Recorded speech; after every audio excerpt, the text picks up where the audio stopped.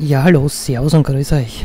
Herzlich willkommen zu einem neuen kleinen Projekt, auf das ich mich wirklich schon freue. Der Name des Spiels ist Dear Esther. Es ist schon etwas älter, aus dem Jahr 2011, glaube ich. Gepublished wurde es oder wird es von thechineseroom. Die haben mir vor ein paar Tagen auch das Okay zu einem Let's Play gegeben. Ich freue mich darauf. Ich muss euch im Vorfeld warnen, Dear Esther beinhaltet, soweit ich bis jetzt gehört habe, absolut keine Kämpfe, keine super geile Action, sondern, ich weiß nicht, ich habe keine Ahnung, in welche Kategorie Spiel man Dear Esther einordnen kann. Graphics Novel, ich weiß es nicht, Adventure, ich weiß es nicht. Erkunden auf alle Fälle. Ich habe selber noch nicht gespielt, ich spiele es blind. Das heißt, alles was wir sehen in dem Moment, wo ich auf Start drücke, ist tatsächlich neu. Meine Erwartung an das Spiel und nach dem, was ich gehört habe, ist einfach, ja, schon auch ein gewisser Ausgleich zu der ganzen stressigen Welt rund um uns, der wir ja tagtäglich ausgesetzt sind. Und ja, das ist ja das Schöne an Computerspielen, es muss nicht immer nur Action sein. Ich freue mich drauf, schon allein der Startbildschirm und die Musik im Hintergrund. Ich hoffe, ich habe das jetzt mit den Soundsettings halbwegs gut hinbekommen. Wirkte schon mal extrem beruhigend. Ich würde sagen, ich habe den German Patch eingespielt. Das bedeutet, ich glaube, sie reden auf Englisch, aber wir werden deutsche Texte eingeblendet bekommen. Na gut. Ich hoffe, ihr begleitet mich ein bisschen auf meinem Spaziergang über diese ominöse Insel, auf der wir erwachen. Und schauen wir mal. Lassen wir es auf uns zukommen.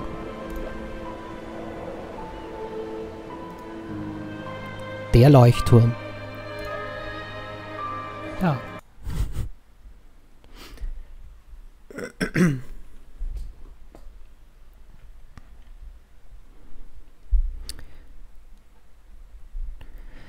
Gut, ich bin gespannt. Ich hoffe, die Steuerung ist nicht kompliziert. Ich freue mich auf ein tiefen, entspannendes... Dear Esther, the morning after I was washed ashore, salt in my ears, sand in my mouth, and the waves always at my ankles, I felt as though everything had conspired to this one last shipwreck.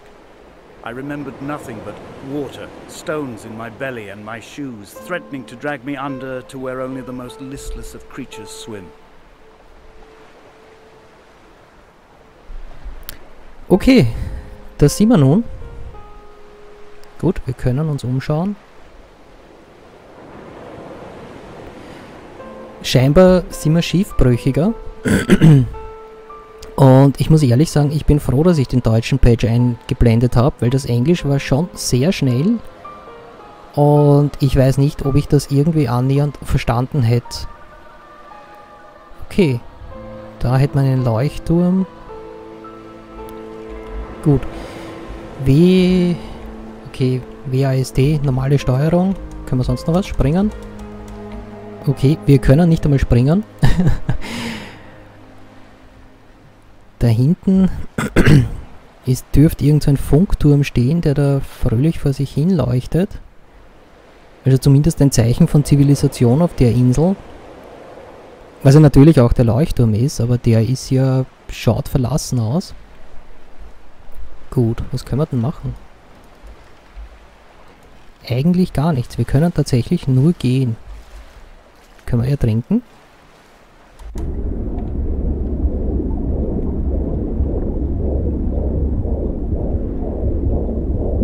Come back.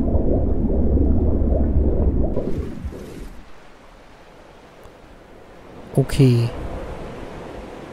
Ich weiß nicht, ob wir jetzt ertrunken sind oder ob uns da jetzt irgendwas wieder rausgezogen hat. Was ich interessant gefunden habe, ist bei diesen Einblendungen, war schon irgendwie das Gerüst von diesem Funkturm zu sehen. Können wir laufen? Nein, wir können nicht einmal laufen. Na ja dann.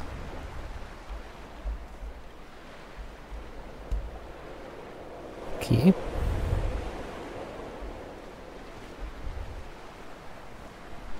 Schauen wir, ob da wer daheim ist.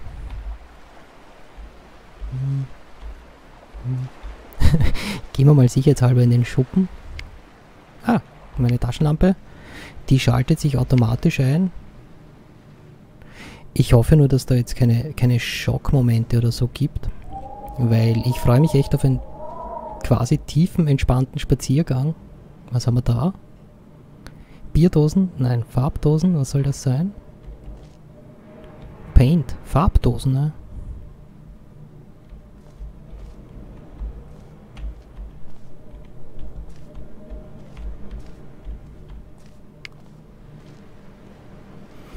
Na gut, da war nicht viel. Na.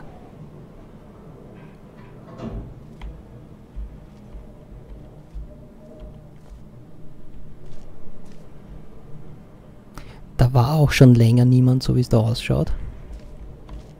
Was haben wir da? Liegt ein Buch. Kann ich nicht lesen.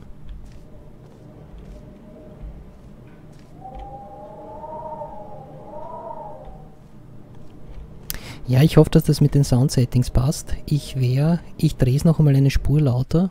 Moment. Einfach weil jetzt auch gerade der Wind ziemlich genial gelungen hat.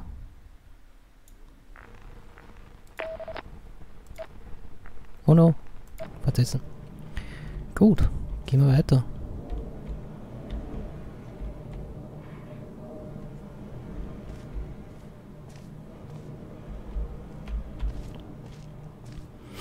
Und man muss sich tatsächlich daran gewöhnen, dass man wirklich nur gehen kann. Weder laufen, noch springen, noch ducken. Aha, was haben wir da? Eine chemische Formel. Naja, Chemie war jetzt nie so wirklich meins. Wenn jemand von euch weiß, was das für eine Formel ist. HCOH? Ist das Alkohol? Nein. Kaffee ist es auch nicht. Ein Arbeitskollege von mir hat ein T-Shirt, da ist die chemische Formel von Kaffee drauf und da ist zumindest irgendein, ich glaube, Fünfeck in der Mitte. Ja, keine Ahnung. Wer von euch weiß, was das für eine chemische Formel ist, bitte rein in die Kommentare. Würde mich interessieren.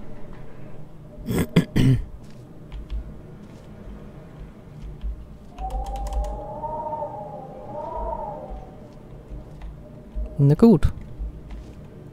Rauf kann man scheinbar nicht.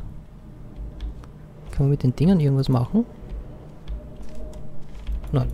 Nachdem wir weder springen noch sonst was können. Ja, okay. Verlassener Ort, ruhiger Ort. Ein bisschen unheimlich irgendwie. Finde ich schade. Ich hätte gern von oben runter geschaut. Na gut. Was machen wir? Den Strand entlang oder darauf? Ich würde sagen, bleiben wir mal beim Wasser.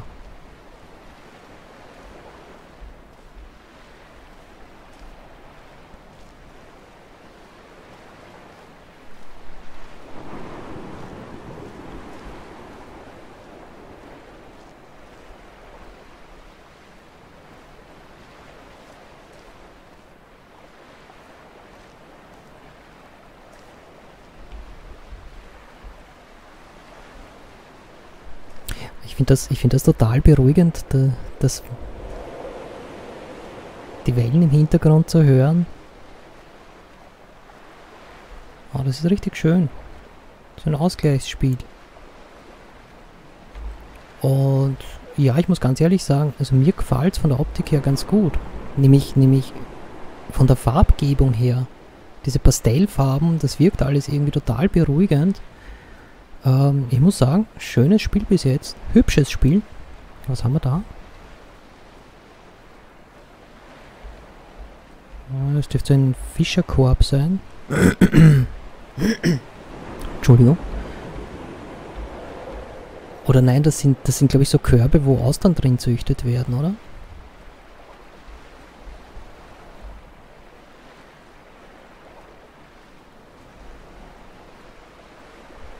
Gehen wir durchs Wasser. Ein bisschen zum Abkühlen. Es war ja die letzten Tage jetzt extrem heiß. There was once talk of a wind farm out here, away from the rage and the intolerance of the masses. The sea, they said, is too rough for the turbines to stand. They clearly never came here to experience the becalming for themselves. Personally, I would have supported it. Turbines would be a fitting contemporary refuge for a hermit.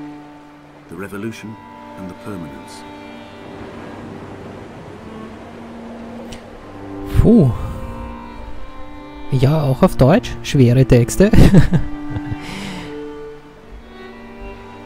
Irgendwie, sie wollten da ein Wasserkraftwerk oder einen Windkraftpark bauen. Aber dann hat die Masse gemeint, naja, die See wäre zu rau. Wo er sagt, naja, aber sie waren scheinbar nie hier, weil das ist ja wirklich sehr beruhigend. Ich muss mich mehr auf die Texte konzentrieren.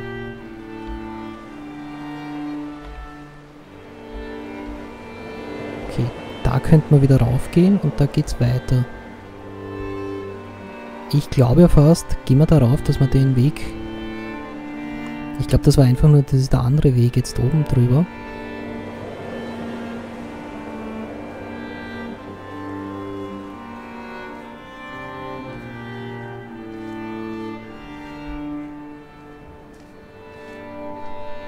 Gibt es eigentlich in dem Spiel sowas wie ein Tagebuch oder irgendetwas, wo ich die Texte nachlesen kann?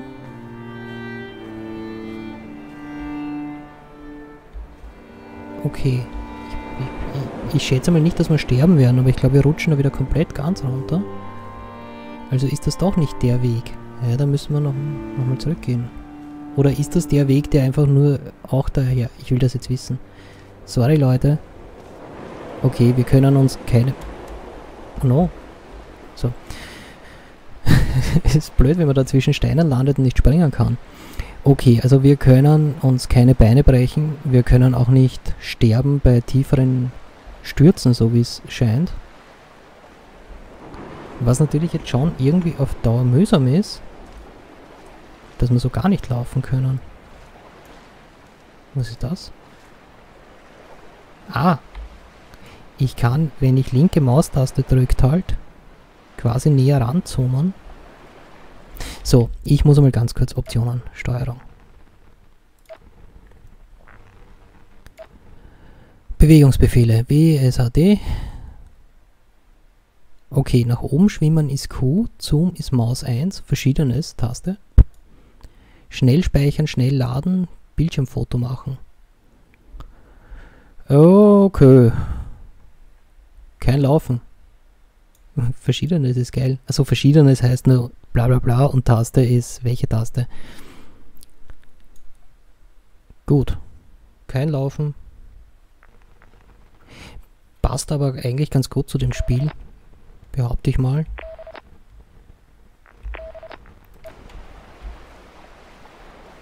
Weil das also Ganze ziemlich beruhigend wirkt.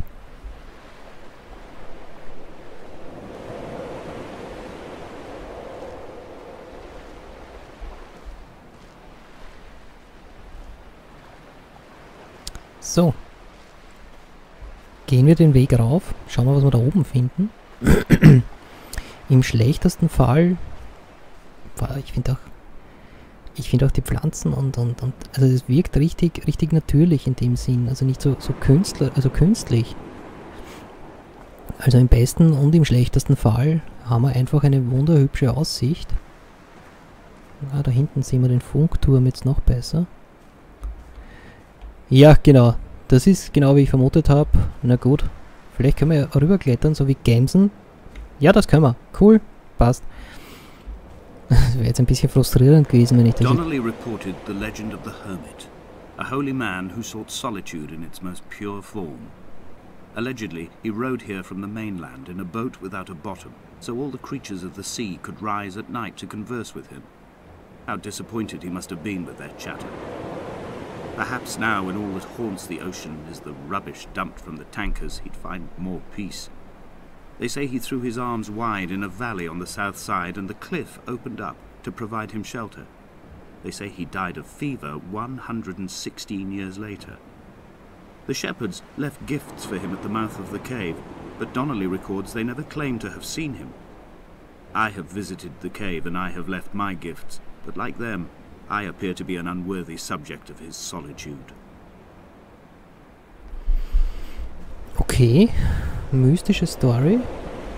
Das dürfte die Höhle sein, wo sie diese Geschenke für den hinterlassen haben. So, ich mag jetzt nur mal schauen. Ah nein, schau, da sind wir vorhin runterplumpst. Ja, ich hoffe, dass wir da entlang dann auch wieder rüber... Ist da oben wer gestanden? Nein, das ist eine Absperrung. Ja, ich hoffe, dass wir da jetzt nicht wieder komplett zurückgehen müssen. Schauen wir mal in die Höhle rein.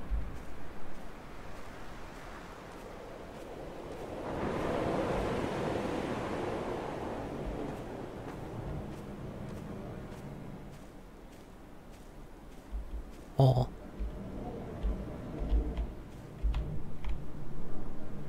Okay, da kann ich nicht weitergehen. Da hinten blinkt etwas.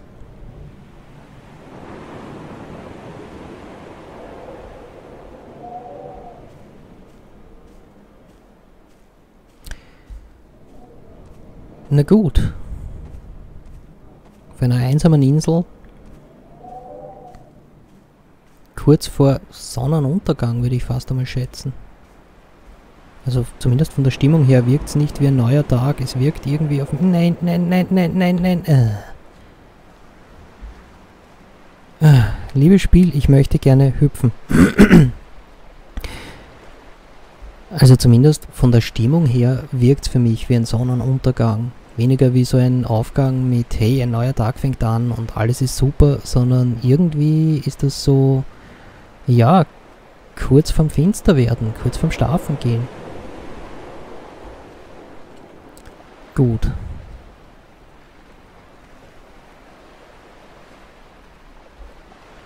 Da oben können wir ja einmal links rauf, noch weiter rauf gehen. Und wo kommen wir da hin?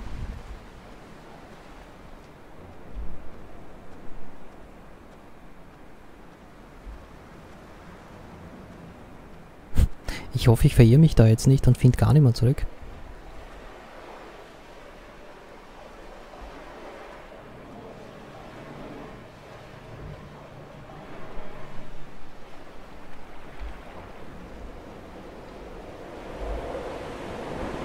Okay, was haben wir da?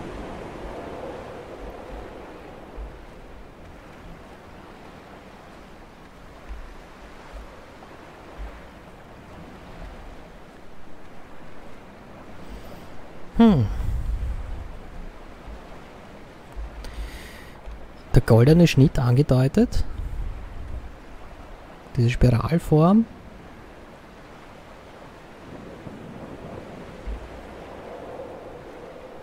Also zumindest ist kein Kornkreis. Für alle, die jetzt jubeln und sagen, yippie, Kornkreise. Nein, war es nicht. Bin ich überzeugt davon. Solltet ihr meinen, es ist was anderes, rein in die Kommentare. Bitte, danke.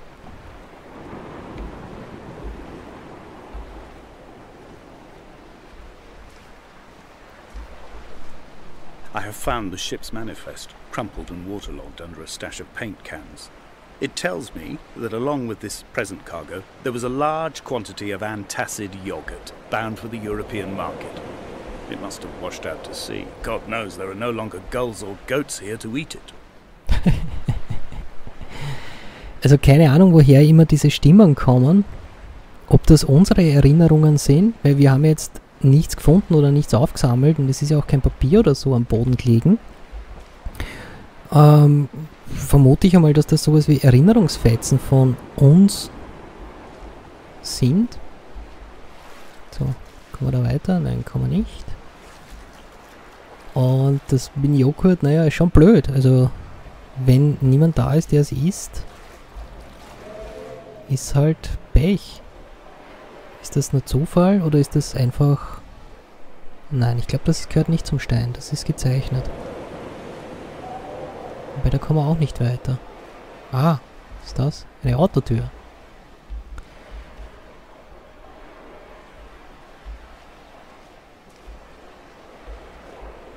Oh, abgestürzt.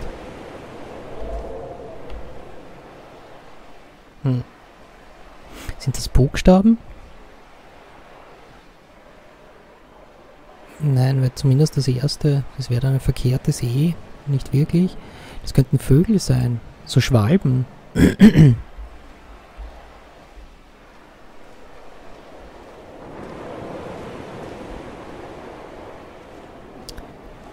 Gut, also da kommen wir nicht wirklich weiter, das heißt, wir müssen raufgehen.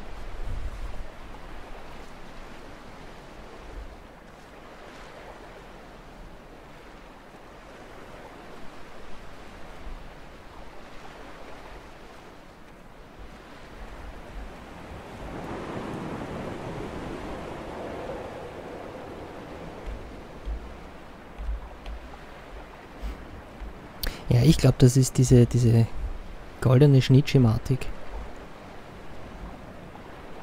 Müsst ihr mal googeln, goldener Schnitt. So. Gut, die Schlucht mag ich jetzt nicht so besonders. Die könnte ruhig ein bisschen grüner sein. Finde ich ein bisschen unheimlich. Aber das macht nichts, wir gehen jetzt rauf, hoffentlich auch wieder ein bisschen in die untergehende Sonne.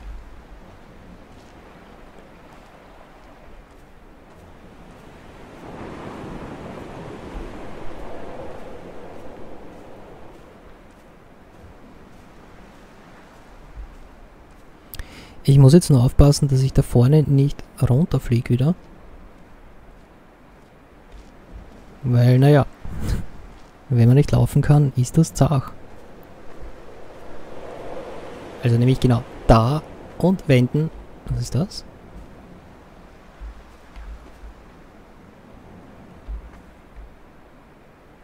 Idee, keine Ahnung.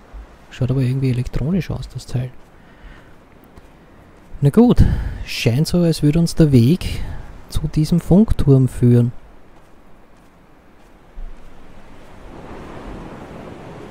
Donnelly's book had not been taken out from the library since 1974.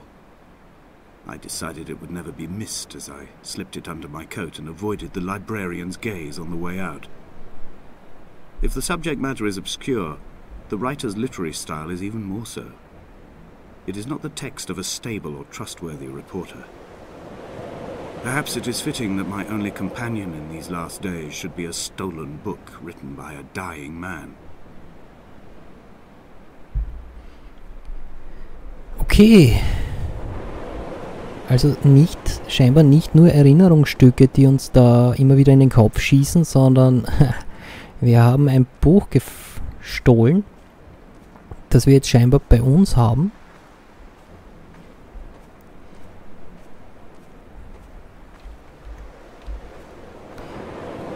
Ich möchte jetzt nur noch einmal eins schauen. Nein, haben wir nicht.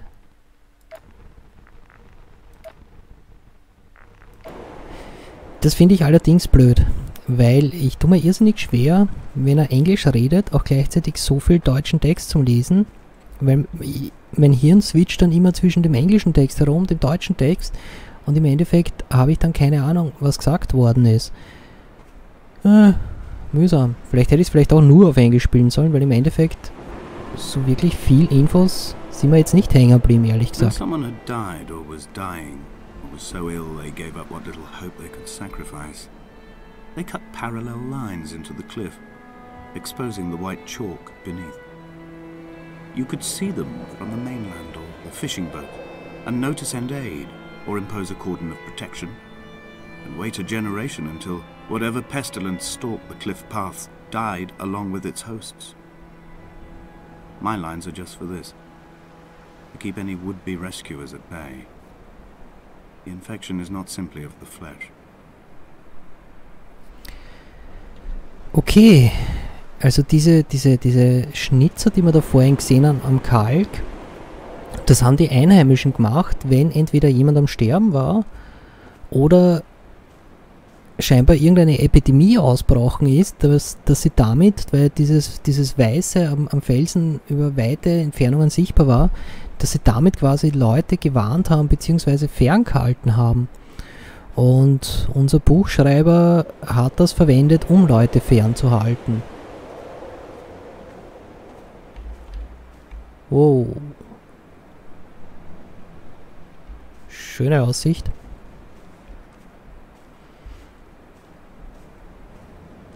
Was haben wir da unten? Little Stonehenge.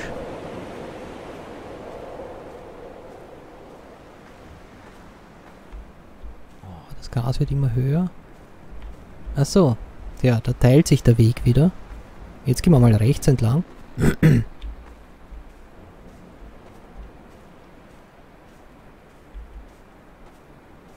We are not like Lot's wife, you and I. We feel no particular need to turn back. There's nothing to be seen if we did.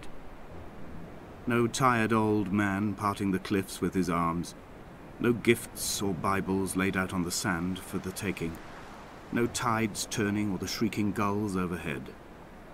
The bones of the hermit are no longer laid out for the taking. I have stolen them away to the guts of this island, where the passages all run to black, and where we can light each other's faces by their strange luminescence. Puh, schwieriger Text. Aber mir gefällt die Stelle mit der Lot ja eigentlich wirklich ganz gut. Das war ja so, dass Lot, glaube ich, aus der Hölle befreit worden ist. Und es wurde ja aber gesagt, wenn du sie verlässt, wenn du rausgehst, dreh dich nicht um. Und sie hat es aber trotzdem getan, sie war neugierig. Ich glaube, wir werden uns das so böse verirren. Sie hat es aber trotzdem getan, sie hat sich umdreht und ist in dem Moment zur Salzsäule erstarrt. Finde ich insofern einen schönen Text, weil er für mich, korrigiert mich, wenn ich falsch liege, aber es hat schon was, dass du, wenn du Erkenntnis hast, die du vielleicht nicht haben solltest, oder wenn du Dinge neugierigerweise in Erfahrung bringst, die du niemals wissen solltest, wirst du zwar vielleicht nicht zur Salzsäule erstarren, aber es wird dein Leben beeinträchtigen. Es gibt ja diesen netten Spruch, ja, du kannst gern über die Mauer zum Nachbarn schauen, auch wenn er es dir verboten hat, und wenn dich keiner gesehen hat, kannst du das auch immer abstreiten, dass du über die Mauer geschaut hast, aber du wirst trotzdem niemals vergessen können, was du gesehen hast. Und so gesehen finde ich das eigentlich ganz nett. Und es ist ja auch so, selbst in der Bibel, die Menschen, Adam und Eva, wurden ja aus dem Paradies geworfen, weil sie vom Baum der Erkenntnis genascht haben. Das war ja der einzige Baum, wo sie haben ja alles machen dürfen. Also die hatten ja dort Narrenfreiheit, inklusive nackt rumlaufen. Total unvorstellbar in der heutigen prüden Zeit. Ebenfalls ein Danke an die Kirche, die uns so prüde gemacht hat. Das alte Rom war cooler. Nein, aber ernsthaft jetzt, auch dort ist ja die Thematik, sie haben vom Baum der Erkenntnis gegessen und dann war es, dann war es vorbei mit dem Paradies. Dann hat die grausame Realität begonnen. Und in diesem Sinn... Dear Esther, I met Paul. I made my own little pilgrimage. My Damascus, a small semi-detached on the outskirts of Wolverhampton. We drank coffee in his kitchen and tried to connect to one another. Although he knew I hadn't come in search of an apology, reason or retribution, he still spiraled in panic, thrown high and lucid by his own dented bonnet. Responsibility had made him old. Like us, he'd already passed beyond any conceivable boundary of life.